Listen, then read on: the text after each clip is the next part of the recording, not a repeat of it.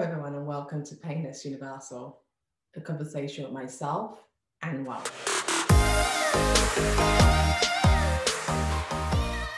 Today, I am extremely honored to talk to a very special guest. She is the first female president of Malawi and the second female president on the continent of Africa. She'll be shining a light on the challenges faced by women. Her name is Her Excellency, Mrs. Dr. Joyce Banda. I'm truly honored she took this time out on International Women's Day to really talk and shine a light on the challenges facing women who want to get to the top, especially women who want to lead in areas such as politics or businesses, on how difficult it can be. She'll be shining a light on this critical issue. But most importantly, she'll be sharing her own journey on where she's been and what led her to define and find that passion to become a political leader. I'm so excited to talk to her. But in case any of you don't know Her Excellency, Joyce Banda, I'll just give you a little bit because she'll be telling you about herself, but here is a little bit for you to know. She's an entrepreneur, activist, politician, and philanthropist. Her Excellency Joyce Banda was also the President of the Republic of Malawi, 2012 to 2014. She was Malawi's first female president and second African second. Voted an Africa's Most Powerful Woman by Forbes magazine for 2 years running, and voted as one of the most powerful women in the world. Her Excellency Joyce Banda is a champion for the rights of women, children, and disabled people. She's also very, very passionate about the marginalized group. Before becoming president of Malawi, Dr. Banda served as member of the parliament, Minister of Gender and Welfare, and Foreign Minister and Vice President of the Republic of Malawi. I am so honored that she's given us this time to talk to us. President Banda also sits on the numbers of international organizations. As you can see, let's meet her and enjoy this wonderful conversation about women in politics. Meet Her Excellency, Mrs. Dr. Joyce Banda, former President of Republic of Malawi. Welcome, Your Excellency. Thank you. First female President of Malawi, second female President on the continent. This special episode of Painless Universal is to talk about being a female leader, a female political leader, and you have done it, and you have shown us that it can be done. And I thank you so much for your time. How are you, Your Excellency? I'm fine. In the midst of the pandemic, every family has been affected. I lost my son 3 weeks ago, and my brother-in-law within 7 days. So, yeah, but that has affected most families here, particularly this month of January and February, because of the new variant coming through from South Africa. So the new South African variant, which is more lethal and highly contagious, has affected Malawi. Because, you know, last year, the first wave was fine. I mean, to an extent that only 187 people died in the whole year of 2020, yeah, from March. Oh. And from the month of October to December, there wasn't even a single death recorded. And even our isolation centers were closed until we got the next wave in December end and January. From people returning to Malawi from outside with the new variant now. Oh. And so suddenly we went from 0 to 500 deaths in 1 month. So it's just easing now, but we're trying our level best. Yeah, but most families have been affected. My definite condolences to your family, because I can tell you the same. It's not been easy here in London, United Kingdom.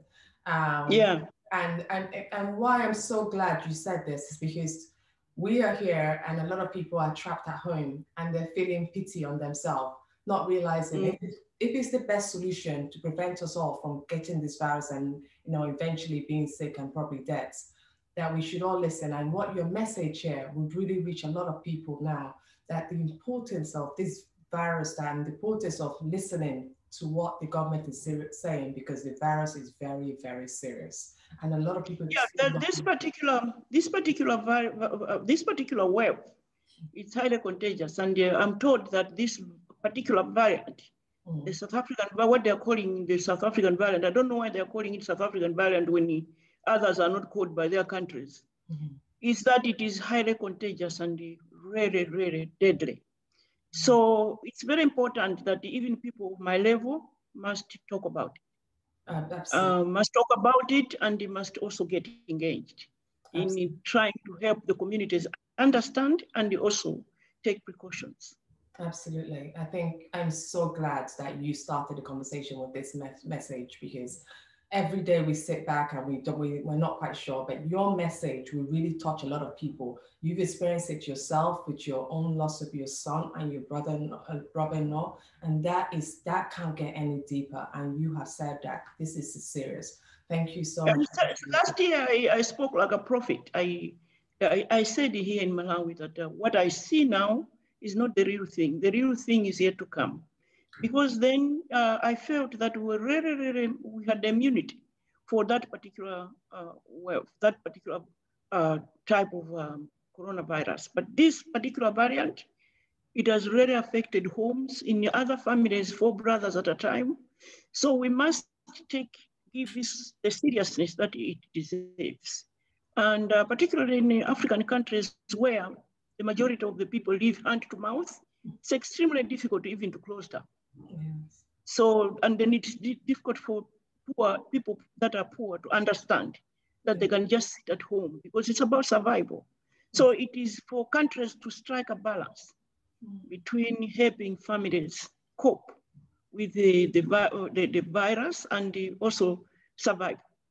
But while we're on this subject, before we even go to our main subject, can you tell me what is the view on vaccination? How are people taking it? Well, is when you get there, they say there's a vaccination. Is there a myth that people don't want to take the vaccination, or are you guys encouraging people to do it? Well, what happened in Malawi, the first consignment arrives today of the vaccine.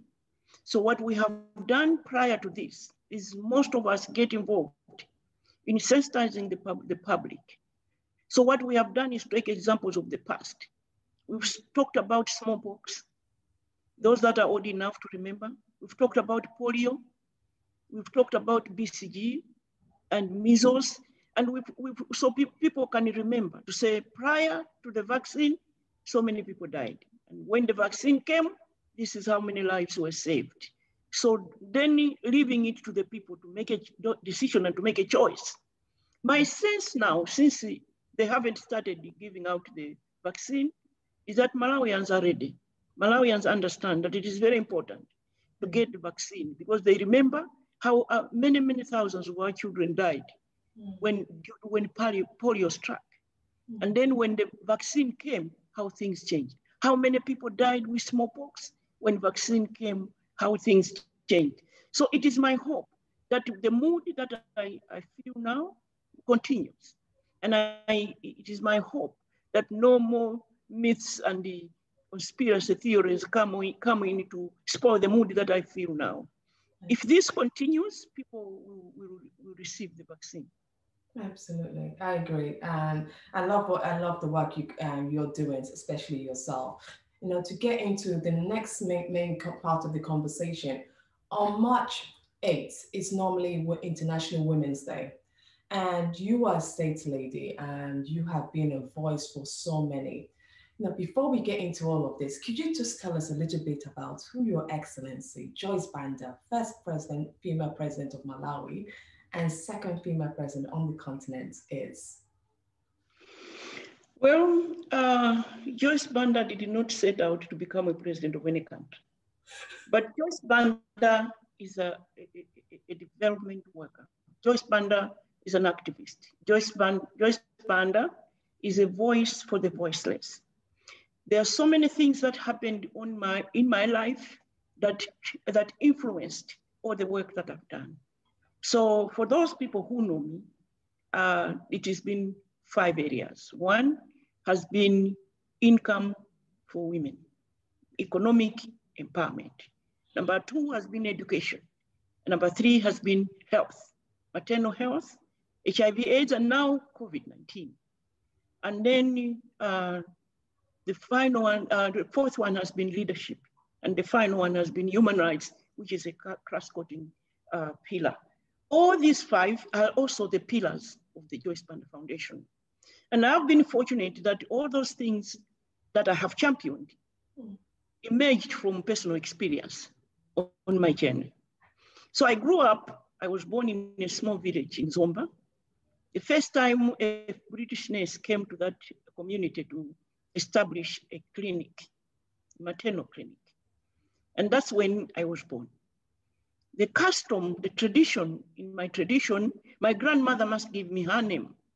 Because when she dies, no matter at what age I am, as her eldest granddaughter, I inherit, I become the matriarch of the family.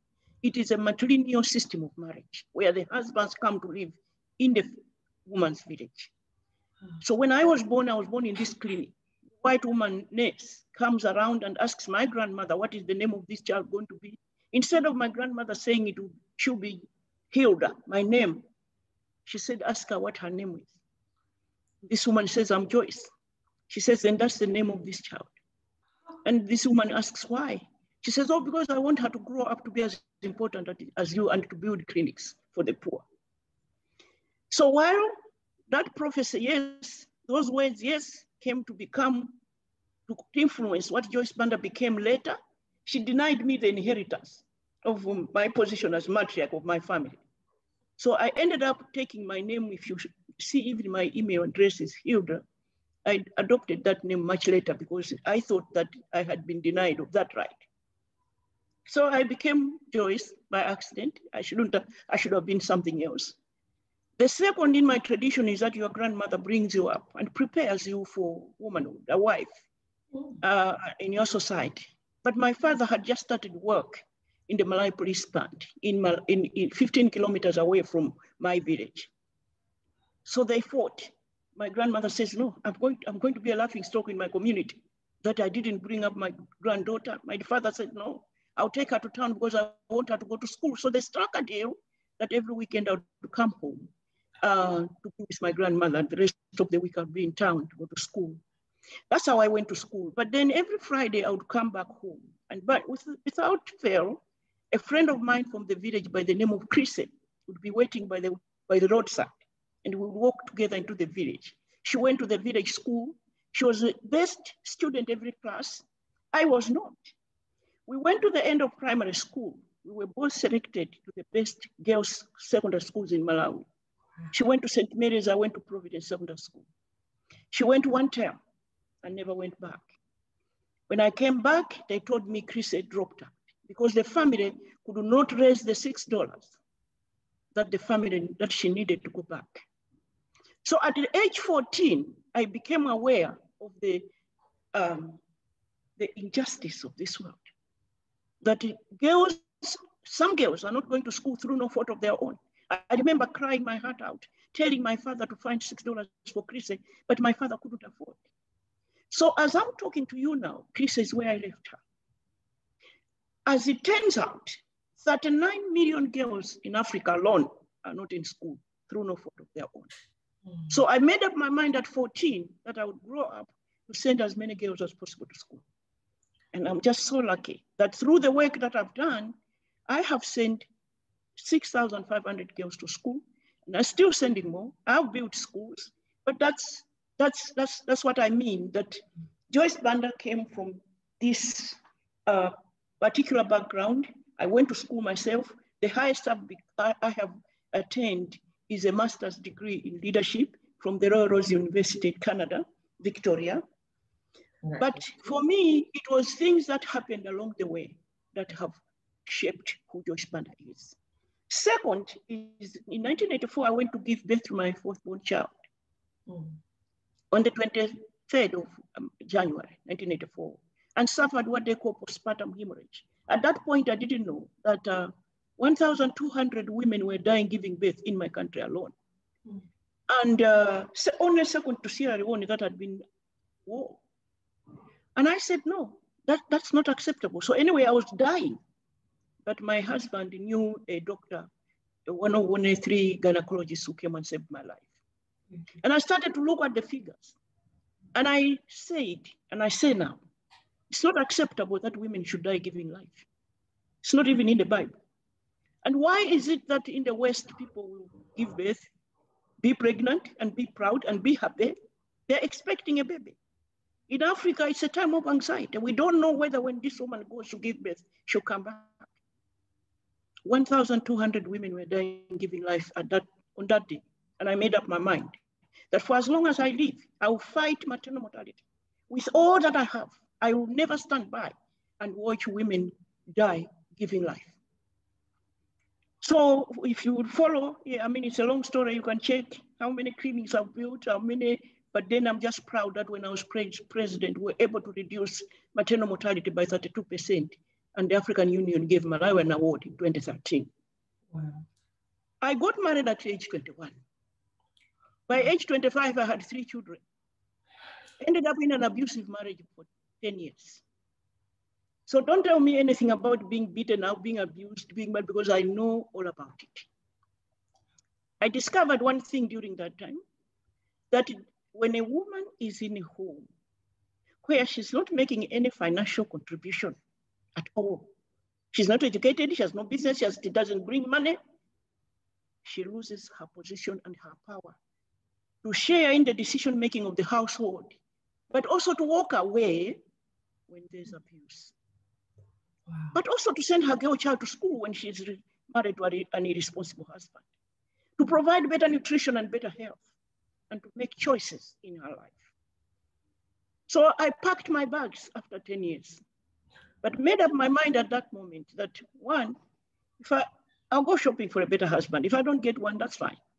I'll never get married again. But number two, that I would never stand by and watch another woman get abused if I can help it. So you know the work that I've done in fighting for women and providing microfinance and businesses, economic empowerment. And I've just discovered that there's a stubborn link between our economic empowerment as women and our ability to participate in leadership, particularly elected office. But there's no way you're going to stand for election in countries like mine, where you have to compete with men on equal ground. There's no affirmative action. So you have to have money.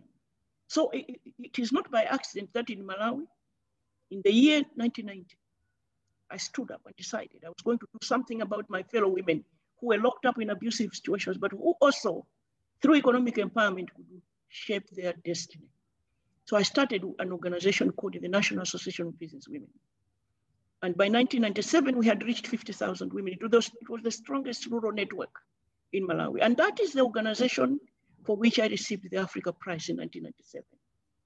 It was that organization that produced 5 women cabinet ministers plus a president. Wow. So now we know that economic empowerment is one of the challenges women face on our continent to stand for elected office. Leadership, yes, and all this work propelled me into leadership. I didn't decide to even go to parliament. It was the communities now, the women I worked with. You go in every village in Malawi and you mention Joyce Banda, and they know Joyce Banda. Of course. They know what she stands for. Yes. And especially people that are privileged, underprivileged. And I believe that I'm a voice for the voiceless. So it was those communities that the chiefs that said, don't you think you should be in parliament and sit where the laws are made, particularly change those that negatively impact on us. So in 2004, I stood for office, was elected to parliament, but thank God, I was then appointed Minister of Women and Children. And straight away, started the journey to fight for the passing of the domestic violence bill. So in April 2006, we passed that bill in Parliament. And so the following week, after that passing of that bill, my president said, I think it's time for you to step up. So I was appointed foreign minister. And then from foreign minister, 3 years later, the president asked me to run with him. Here in Malawi, you have to be elected together. So we were elected together in 2009 as vice president of my president. I mean, that's another book. That's another interview. We can't cover it now. The challenges, challenges, the treatment, the attitudes. Unfortunately, for those that were my detractors, but who were, well, accepted that I could stand with my president, because after all, I was going to bring thousands of millions of women's votes. And that happened for the first time in Malawi, a president to win by more than 65%. It was the pair of President Bingu Mutharika and Joyce Banda. Yes. What I think people were not prepared for is that he was not going to finish that 5-year term. Oh. The constitution in Malawi is very clear that since you have already been elected together, if anything happens to the president, he's incapacitated or he dies, the vice president takes oath. And I hope you know the story. And this is how, so Your Excellency, right? Your journey of politics, I understand that, because that came purely from passion. Your need to really reach out and give back to others. And this is what, when we women, when we talk, one of the things I always emphasize to women, if you're not doing something with passion, you will not be able to deal with the challenges that come with it. You just can't. And you've shown, because you went into this from a passion from a very young age, you were able to deal with a lot of challenges that were thrown your way. So in that note, what were the challenges of becoming Malawi's first female president and the second on the African continent? What were some of the challenges you saw? First, let me say that women leaders bring a different style of leadership, type of leadership. That's inevitable because of the way we are made, the way our minds are programmed, and how we are structured, and how compassionate we are, and empathetic we are, and the way we approach things are different. Yes. And so I have always believed, let me start from there, that leadership is a love affair. And I want to agree with you because you've come to that conclusion just by listening to what I've said. Yes. Leadership is a love affair. You must fall in love with the people yourself, and the people must fall in love with you. Mm. So when that happens, it's not about the power. You don't get into State House for the power. That's the difference. So those that get into State House for the power, they'll go there and do all it takes to stay in power. Yeah. A woman will get into that position of leadership to serve. And they will realize from the day they get into State House that they're serving at the pleasure of the people that sent her there. Mm. So it is fine. If I'm here, I'll do my best for the benefit of those that brought me here. The people that I love, that love me in return. Yeah. And now you will ask me, how do you know people, Malawian people love you? There was 72 hours between the death of the president to the time I was allowed to take oath by those that didn't believe the woman should become president. Yes. They were okay with me being vice president. So the greatest challenge is that they were taken by surprise. But that's not what we bargained for. We didn't think anything would happen to the president so she can become president. So for 72 hours, they tried to stop that. I was actually under siege. People had press conferences. There are cases in Malawi. There's a whole book. A commission of inquiry was set up to find out what happened in those 72 hours. So coming back to your question, it is the people that mobilized themselves and marched to Parliament, village people, and said, if she doesn't take oath today, we shall burn down this building. At the same time, there was the international community also working with our Army General, pressurizing him to take the right decision according to the Constitution. So there was a group of Malawians working together with grassroots people to ensure that I take oath. The first challenge, therefore, for a woman becoming president is that doubt in the minds of the people. Straight away, before you even start, they will wonder whether you can do the job or not. Secondly, they'll look at how you look, how you dress. Haven't you heard the discussion this week? Before Ngozi Iweala gets into WTO, first they say she's a grandmother. Yes. And then they're struggling to mention her name. They say, another newspaper says, a no-nonsense woman is going to head WTO. And then now, yesterday, I watched with dismay because Nigeria is one country that I love because of the way they have maintained their culture and tradition and how proud Nigerians are and what achievers they are. Yes. Yesterday, I was in dismay watching a conversation between three women talking about why did she dress up in that traditional dress to work on the first day. That question came to me as well. So that's another challenge. Even free things like looks matter when you are a woman. When it is a man who wear a Mandela shirt, a safari suit, he's a president. When it is a woman, I was asked, I've dressed like this, the way you're looking at me, for my entire adult life, almost 35 years. 35 years. But when I became president, I was asked by the younger people to say, are you sure you're going to go about in those kangas, in those tents, representing us? I said, yes. I will go about in these kangas, representing my country, because this is what defines me. I am an African woman first. So you have to deal with attitudes as well. Here in Malawi, a female cow is left at home for milk. And a male cow is taken to the field to plow. And my detractor said, but how unfortunate can we be that we have the female one pulling the cart? Instead of just producing milk. But then at the same time, I must say I thank God that I don't remember any time. Another attribute of a good leader, and maybe for both men and women, is the ability to put together a good team. And I think that's what I had on my side. Yes. I remember that even my Minister of Finance, when I got into office and discovered that people were stealing money, I asked Dr. Maxwell Nkwezalamba, who was already at IMF in a good job, drop everything and come back and help me clean up. To get people of that caliber to come back, and he came back as one of the finest economists we have. He came back to serve as my Minister of Finance. The ability to put together a good team is one of the attributes of a good leader. So I don't want to pretend that it was hard for me to work because I had a good team helping me and serving me.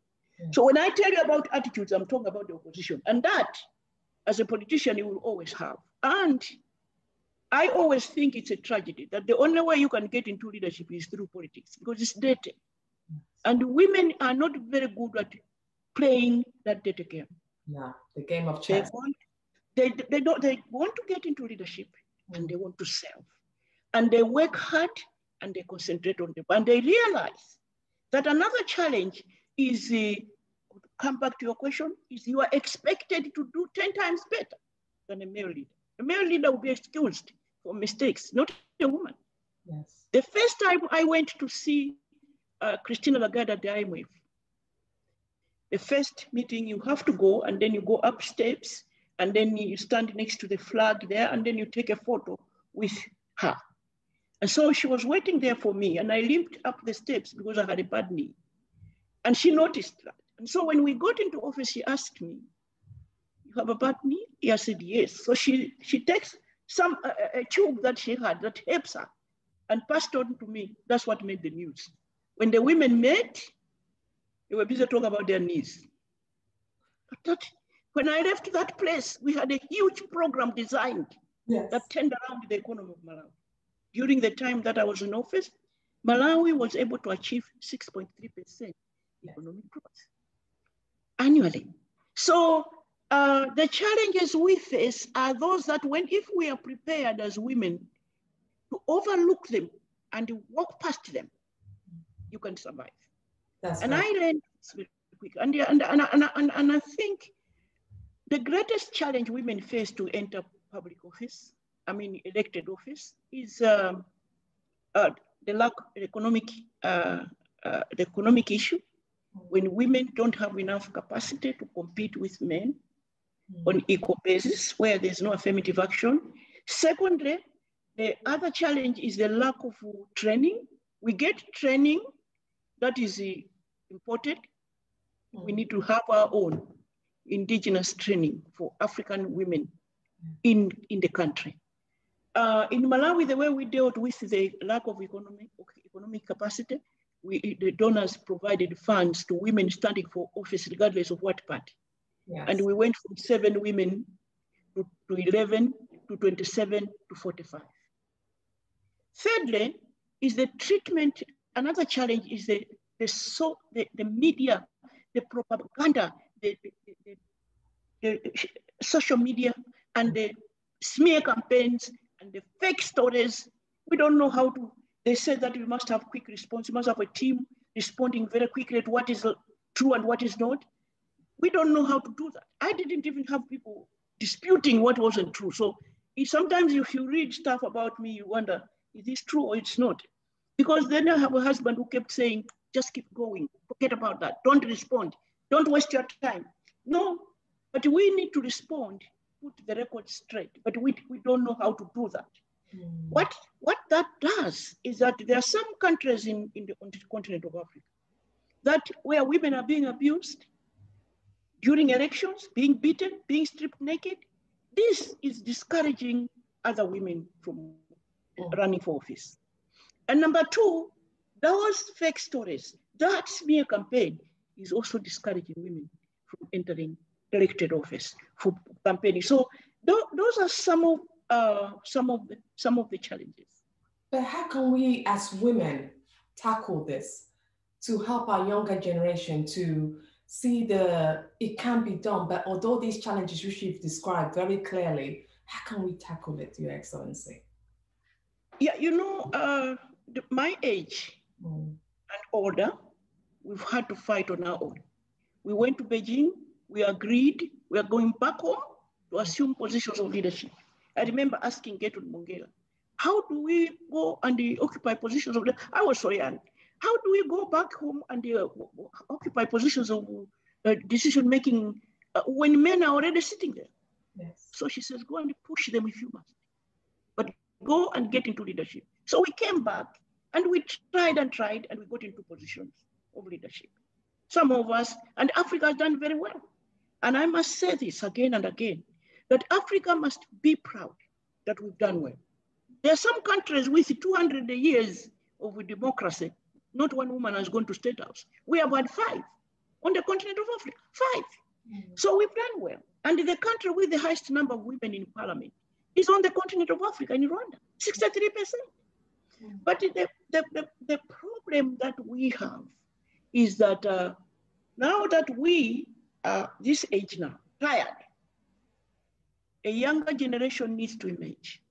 Yes. And we must stand morally obliged to provide support. Can't shy away from that. It's our moral responsibility. We cannot allow our younger generation to suffer the way we have suffered. No. Because we are here.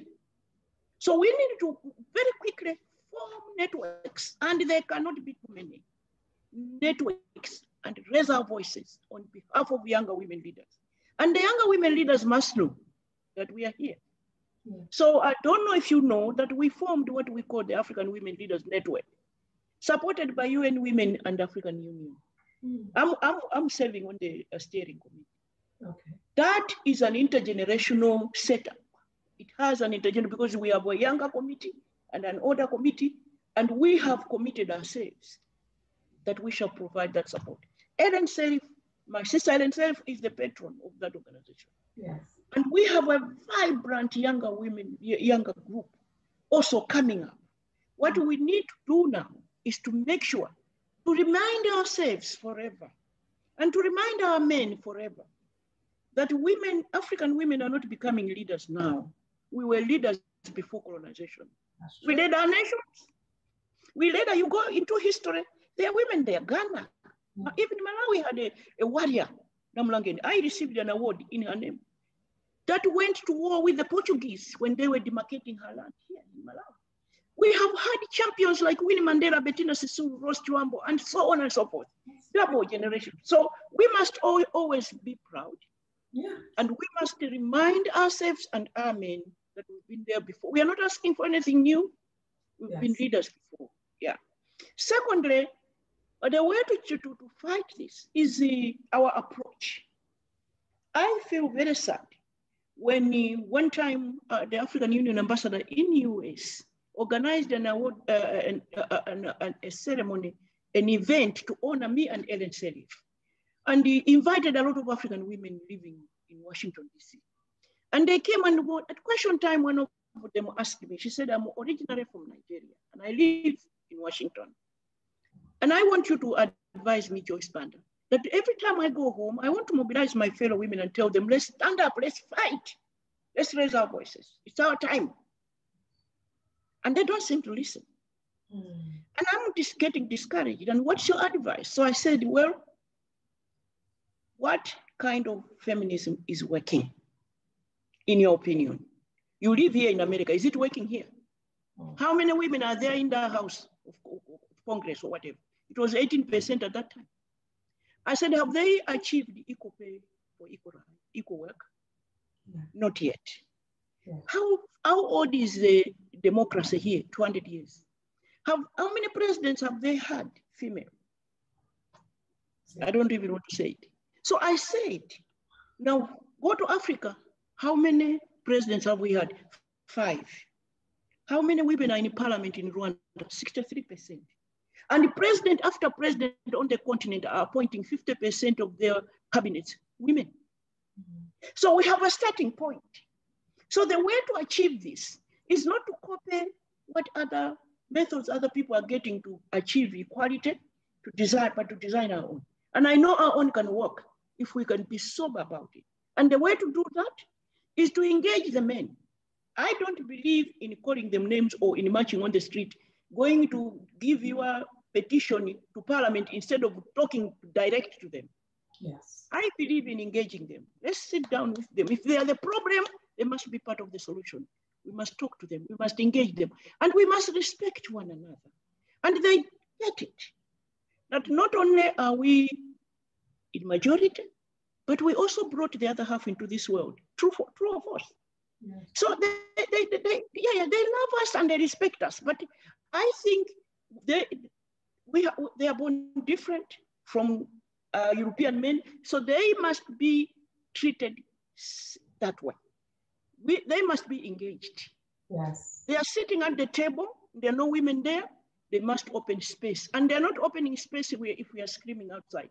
Mm-hmm. They are going to open that space at the table for us to sit there if we are sitting there, standing there and talking to them. Yes. So that is, for me, that's the solution. The solution is for us to form networks, raise our voices on behalf of women, to form, to provide our services to the younger generation to mobilize themselves and push as well, but also to engage men to be part of the solution.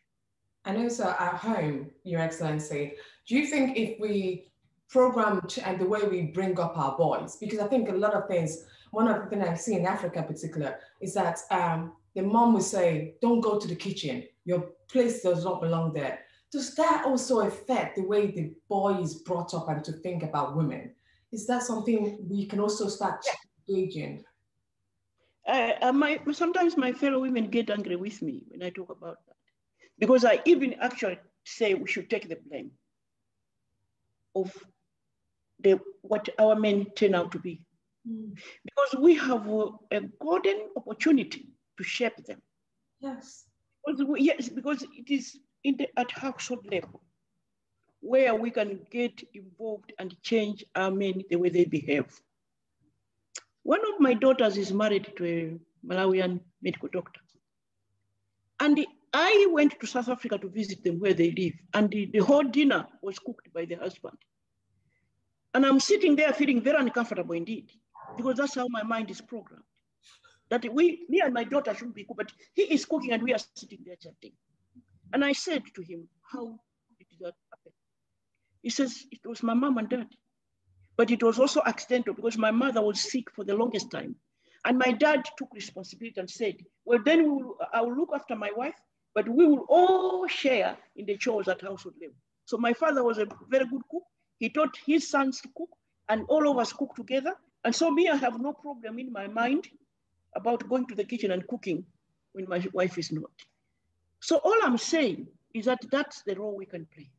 My sister, who is my son-in-law's mother, did that accidentally, but we can do it now deliberately. We can decide that mothers should build their sons. You know, as you rightly say, what happens, and it's our tradition. And let me start by saying this: if you Google the Atlantic newspaper of 2016, on the front page is Ellen Sirleaf, and the title of the article, I've got it somewhere. It says what women leaders have in common. So they're talking about the researches they have done, and one thing that all women leaders said was the role their father played when they were growing up.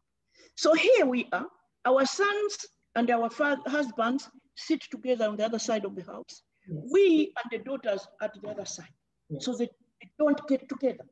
Mm. So the husband, the father is not playing that role that we leaders are talking about. I can tell you what my father did. At 8 years old, he already told me I was going to be a leader. So you're hearing that from your father figure.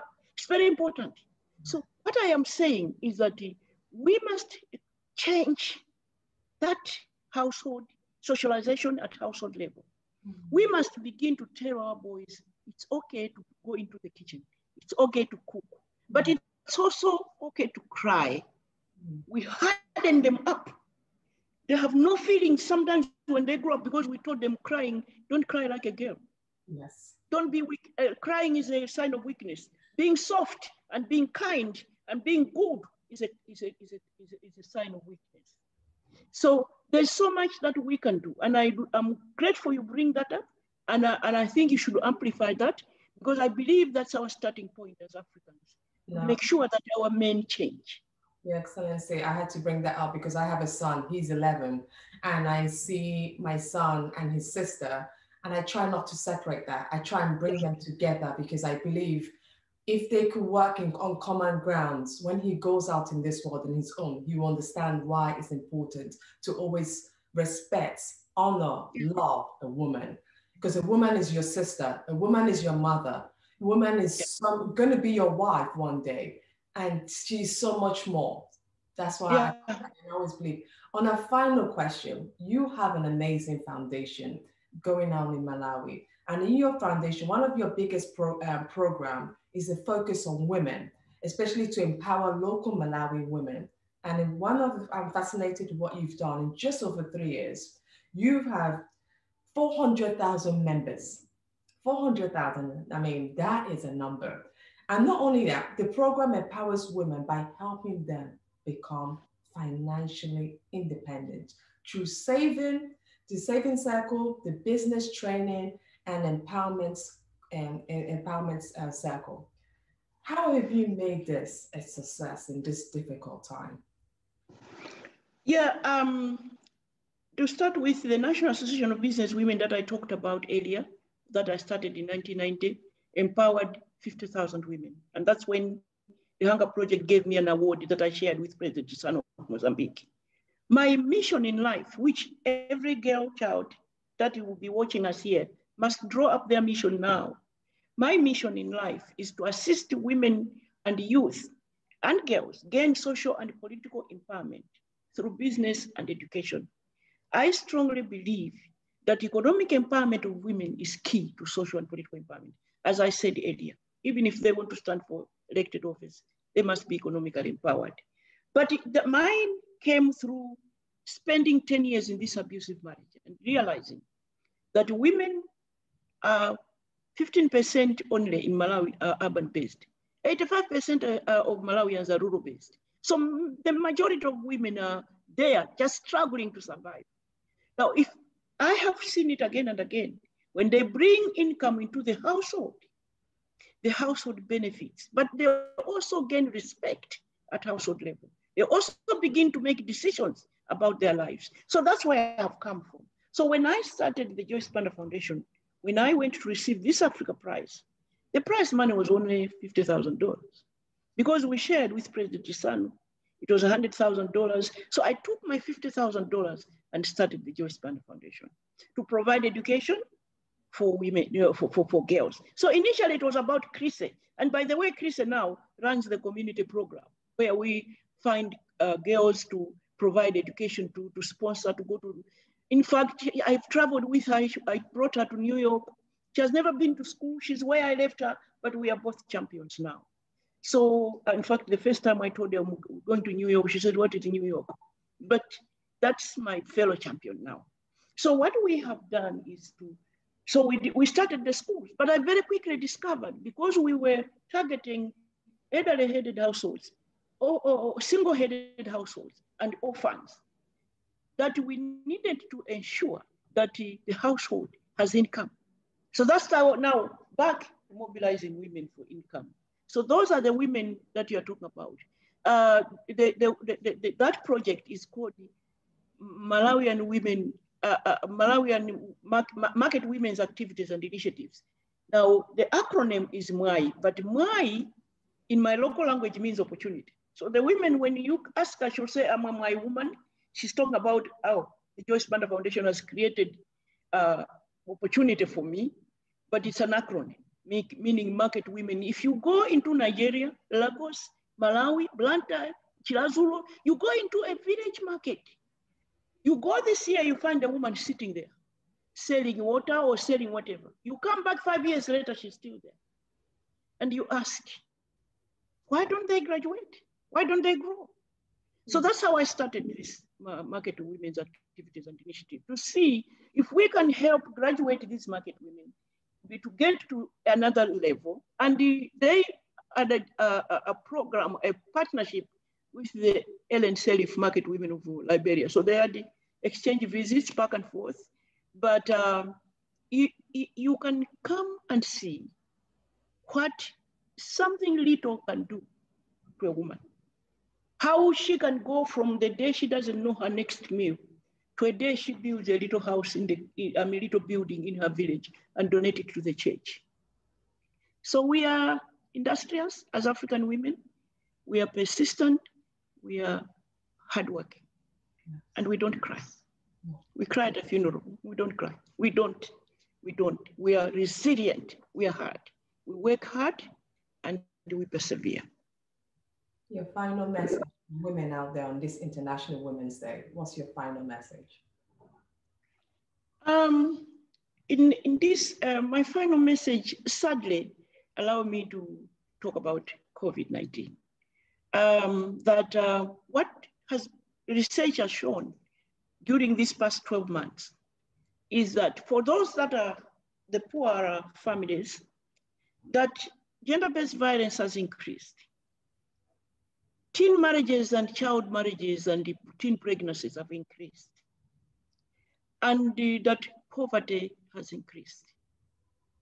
So school dropouts has increased. And I don't know if you have heard this from UNESCO, you can check that with them. They are saying the number is 9 million girls are out of school globally, just as a result of COVID. So my message to my fellow women leaders like me is that there's still work to be done. We thought that we are making progress, but we've taken steps back as a result of COVID. So what I have spent my time over the last 12 months was to make sure that we don't lose it all. So I opened about 30 feeding centers where we are feeding children so that they're not malnourished during this COVID, because poverty has increased. What worries me most is gender-based violence. I don't understand how you and me are locked up and you are my husband, and then instead of now you're getting out your frustration on me and beating me up and abusing me and killing me. It doesn't make sense to me. So I am appealing my fellow women to be alert, to begin to raise our voices and to name and shame those that are continuing to abuse women and killing women and raping women as a way of showing their frustration as a result of COVID-19. That's my message. My message is that work still continues. We must continue to work until the job is done, but also to be alert to these statistics that are coming out.